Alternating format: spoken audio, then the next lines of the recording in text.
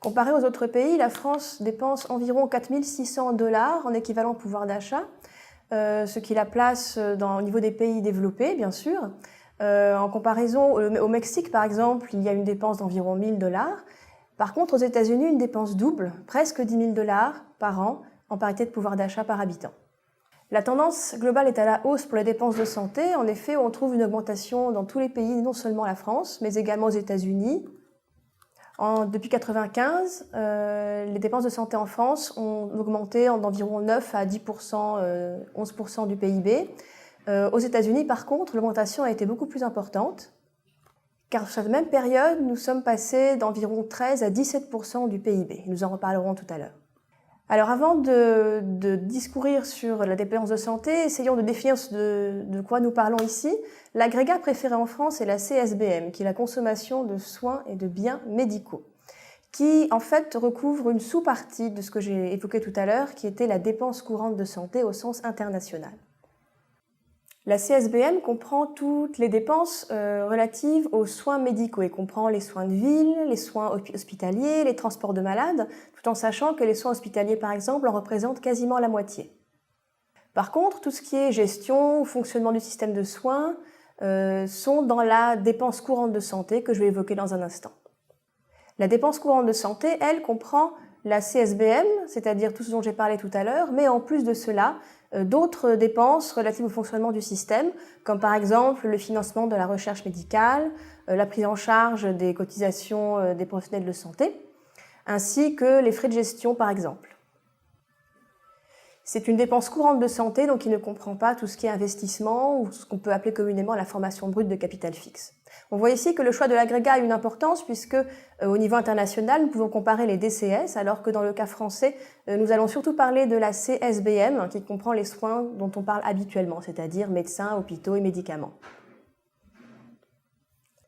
La dépense courante de santé a une croissance d'environ un peu plus de 2% par an, ce qui est au-dessus de la croissance du PIB, qui est un peu moins de 2% par an.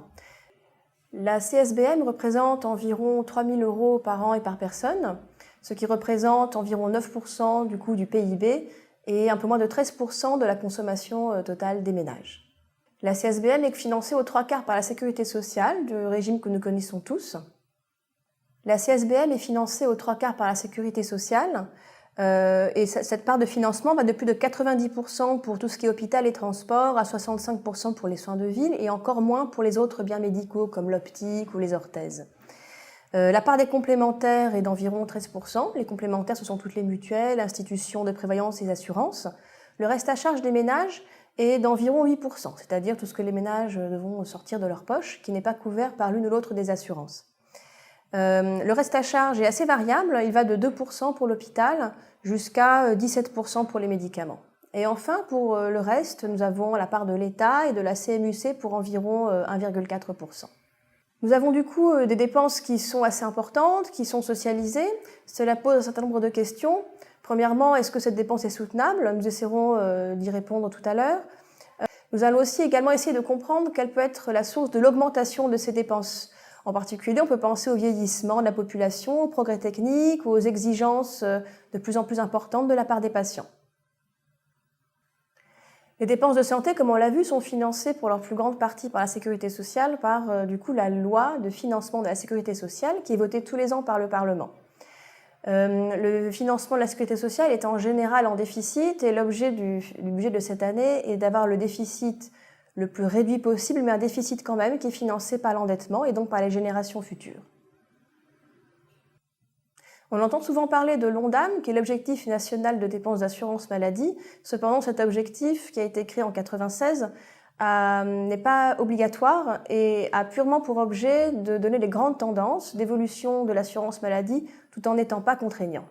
Selon les comptes nationaux de la santé 2017, la CSBM dont j'ai parlé se répartit en plusieurs postes. Un peu moins de la moitié, 46% concerne l'hôpital, 26% pour les soins de ville, les soins en cabinets libéraux, dispensaires, cures thermales, laboratoires. Nous avons très peu de transport de malades, environ 2%, les médicaments qui constituent 17% du total, et les autres biens médicaux, 8%. Et depuis 2008, on constate une baisse de la dépense de médicaments au profit des autres postes. Le financement de ces dépenses, comme on l'a vu, est socialisé et il se trouve que cela a un impact en matière d'équité puisque le financement de ces dépenses peut être, on l'a vu, financé par les ménages, mais on trouve 4 sources principales de financement des dépenses de santé: l'assurance sociale, l'assurance privée, les dépenses out of pocket et les impôts, tout en sachant que le mix de chacun a des impacts en termes d'équité des dépenses. Et cela dépend bien sûr des pays, c'est ce que nous verrons dans la suite. En effet, les impôts directs En effet, les impôts directs et l'assurance sociale ont un caractère plutôt progressif, alors que les paiements directement de la part des ménages ont un caractère plutôt régressif, ainsi que l'assurance privée. C'est pour ça que nous allons voir que le financement a un réel impact sur les comportements des gens et sur l'équité du financement. Pour ce qui est de la France, les cotisations sociales en financent 66% environ, ce qui est en baisse par rapport aux années 90, alors que l'impôt en finance environ 30%, en grande partie par le biais de la contribution sociale généralisée, la CSG. Ce qui occasionne un caractère plutôt progressif dans le système français. Si les 3/4 des dépenses sont socialisées via l'assurance maladie, le reste des dépenses peuvent être couvertes par des assurances complémentaires et la quasi-totalité des Français sont couverts, surtout depuis la création de la CMU complémentaire qui vise à couvrir l'intégralité de la population. Le système français est caractérisé par la liberté d'installation et de tarifs également des médecins pour certains d'entre eux, ainsi que le libre choix des patients. Les médecins sont ainsi rémunérés par consultation, ce qui peut faire dire à certains qu'il y a un caractère un peu inflationniste des dépenses. Ceci est à mettre en regard du système anglais, par exemple, où les médecins sont rémunérés à la capitation, c'est-à-dire au nombre de patients et non pas au nombre de consultations, et où il existe un système de gatekeeping obligatoire, où avant d'aller voir un spécialiste, il est impératif de passer par un généraliste.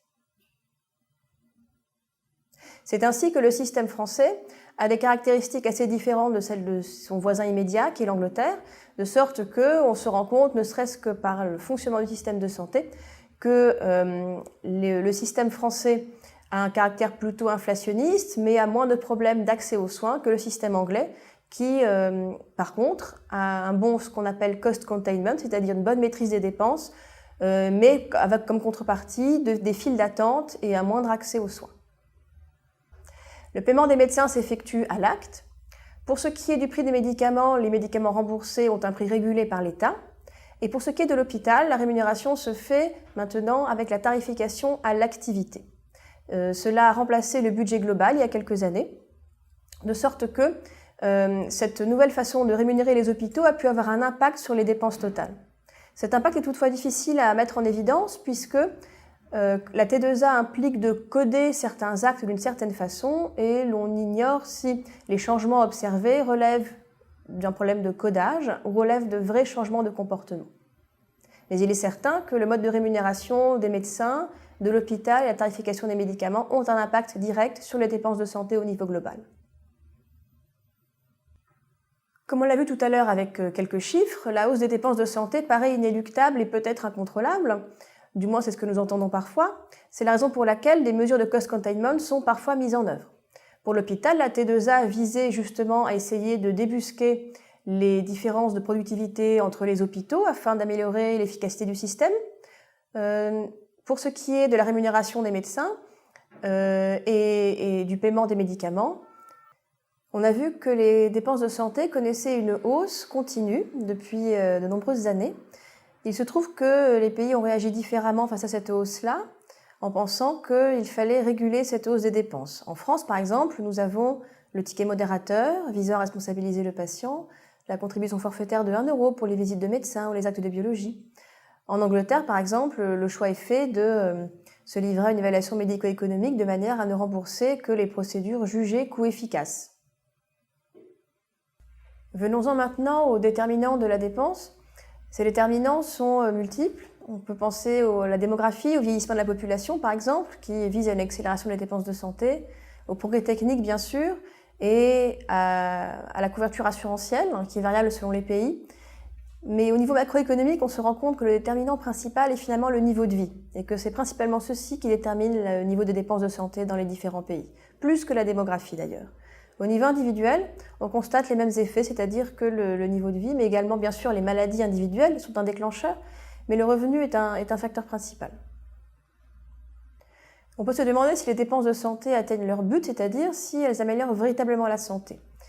En regardant l'évolution de l'espérance de vie en France depuis un siècle ou deux, on se rend compte que les dépenses de santé ont eu certes un effet, c'est-à-dire que les vaccinations obligatoires, la vaccination contre la variole ou les antibiotiques ont eu un impact déterminant.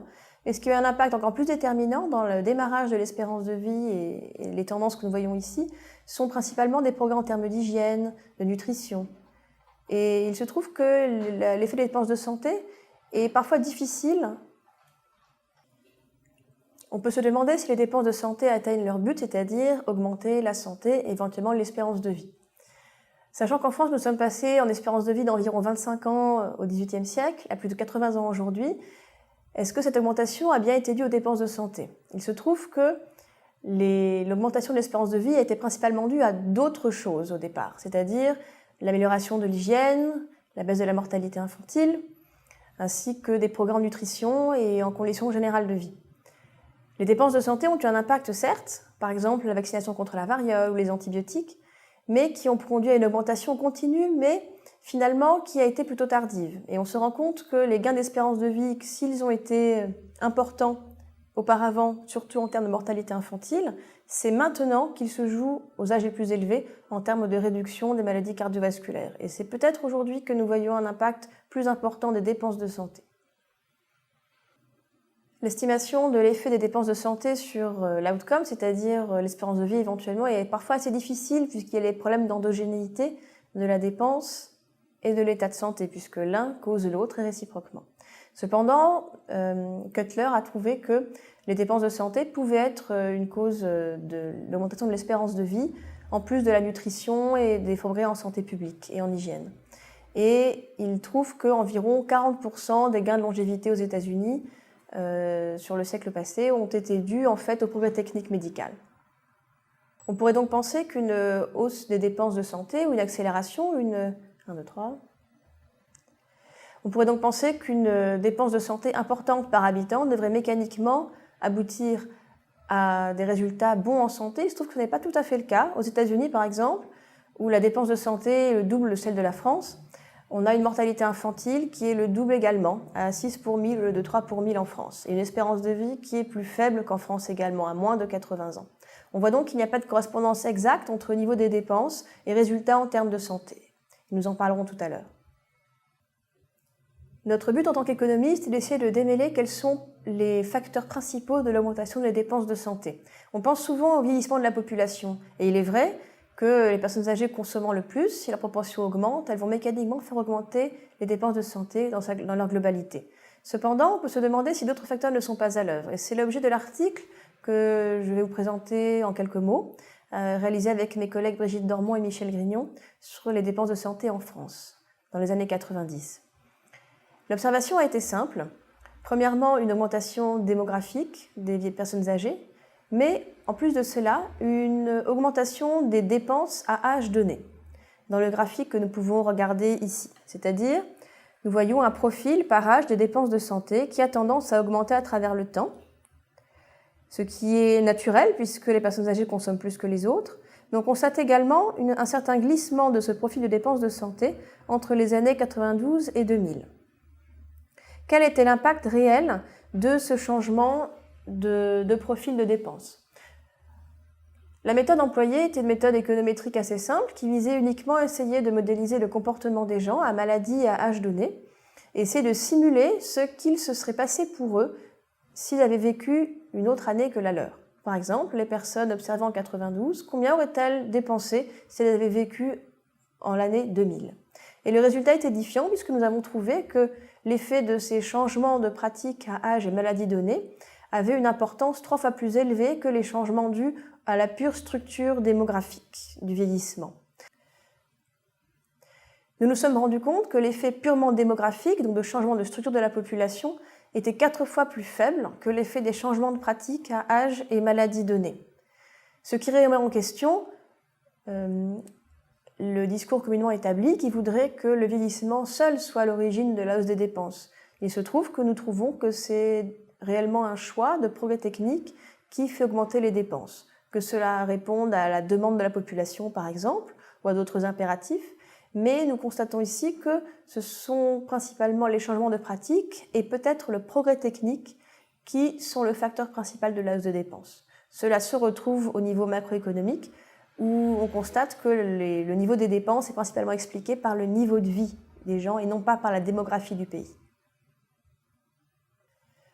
Comme toute étude statistique, celle-ci a des limites, en particulier un faible accès aux populations en institution, puisqu'il s'agit d'une enquête en population générale, ainsi que la faible représentation des personnes très âgées. En ce sens, il est probable que d'autres études employant des cohortes plus nombreuses et suivies dans le temps, comme par exemple la cohorte Constance, puissent apporter des réponses à ce qui se passe pour les personnes très âgées qui sont en général sous-représentées dans les enquêtes, ce qui constitue une limite bien sûr de notre travail. Nous avons jusqu'à présent parlé des dépenses de santé en moyenne par habitant. Il se trouve que nous n'avons pas encore discuté de la répartition dans la population. Il se trouve que le système de santé français, comme celui de nombreux pays européens, a pour finalité non seulement la préservation de la santé des populations, mais également l'équité dans la délivrance des soins. En effet,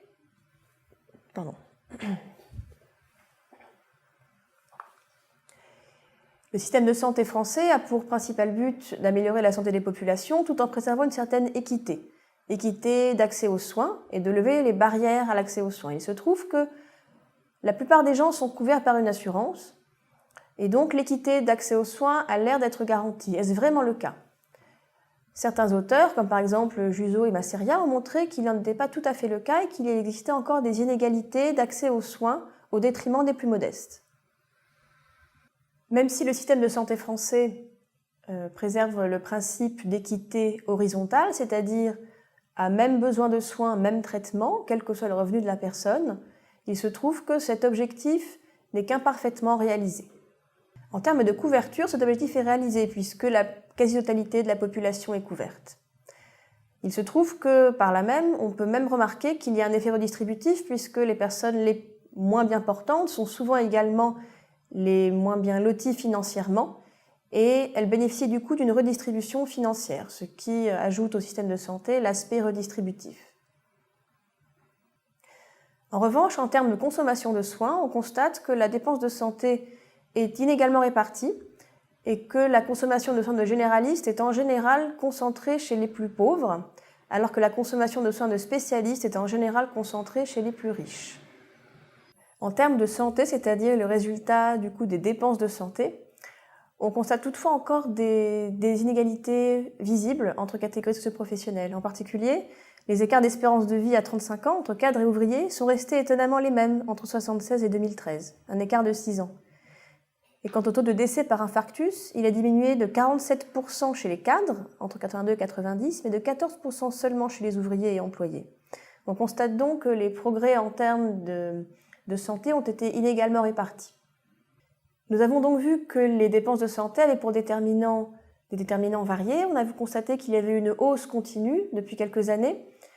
Cette hausse est-elle pour autant souhaitable ou soutenable? Il se trouve que le discours ambiant est de chercher à maîtriser les dépenses de santé. Toutefois, si nous dépensons autant, c'est peut-être que nous le voulons bien, et on peut se demander s'il n'y aurait pas peut-être un montant optimal des dépenses de santé. Certains chercheurs en économie, en particulier Hall et Jones, se sont posé la question en considérant le cas de nos sociétés, qui sont plutôt des sociétés d'abondance, et en se demandant si il n'était pas possible ni souhaitable que les dépenses de santé soient encore plus élevées qu'elles le sont actuellement. Pour une raison bien simple, c'est que nos sociétés sont déjà peut-être largement pourvues en biens de consommation. Les fruits de la croissance de nos pays déjà assez développés, où peuvent-ils aller? Encore dans une troisième voiture? Ou encore un voyage? Peut-être non, peut-être que si nous sommes assez pourvus en biens de consommation, le reste de nos richesses peuvent être consacrés à la santé et à l'accroissement de la longévité de manière à mieux profiter de nos biens et de nos vies. Et les auteurs, Hall et Jones, envisage éventuellement 30% de dépenses de santé dans le PIB aux États-Unis en 2050, ce qui peut paraître souhaitable d'un point de vue des choix économiques. Nous en sommes loin en France, bien sûr, puisque ce simple chiffre ne veut pas dire grand-chose au point de vue de l'économie française, mais la question du montant optimal de dépenses de santé est une question ouverte. Ce n'est pas aux économistes de décider de cela, puisque nous, notre tâche est de donner des outils, de proposer des mesures. Pourquoi ? Puisque si nous parlons d'un montant optimal de dépenses de santé, quel est le critère retenu ? Est-ce un critère de choix des personnes ? Est-ce un critère de soutenabilité ? Est-ce un critère d'équité ou d'efficacité ? Tous ces critères peuvent être par exemple contradictoires et il n'est pas certain qu'il y ait une réponse unique à cette question.